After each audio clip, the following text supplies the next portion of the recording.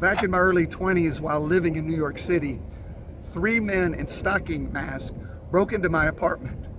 They approached me with a gun as I was in bed, emerging from a deep sleep. They tied me up and then burglarized my home.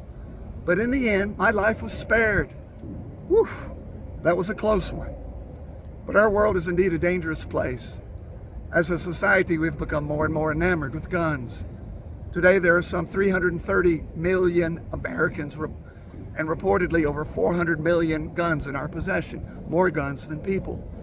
In 2021, in the United States, some 48,000 people lost their lives to gun violence. It was the most in history.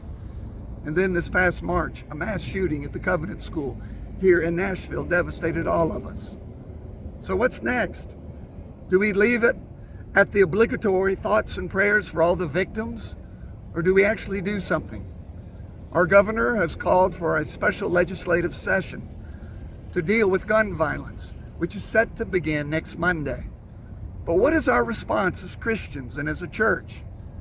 Yes, we can turn to our country's Constitution, but a better resource as people of faith is turning to our Savior, Jesus Christ. He showed a different way. He said, "Blessed are the peacemakers, for they shall be called children of God." He said, "Peace I leave with you, my peace I give to you. I do not give as the world gives." And Jesus himself lived peace. The more gun violence there is today, the more people are afraid, and the more they go out and buy more guns, which just leads to more gun violence. It's a never-ending cycle. Violence does not lead to peace. The way to end violence is to interrupt the cycle, which is precisely what Jesus did when he refused to participate in violence. The time is now to do something. We, the church, don't just preach salvation. We also show the kingdom of heaven here on earth. So make your voice heard. Speak out for reasonable gun control policies. Support mental health care. Participate in peace protests. Tutor an inner city kid. Visit the imprisoned. Love one another. For as Jesus himself once reminded us, those who live by the sword shall perish by the sword.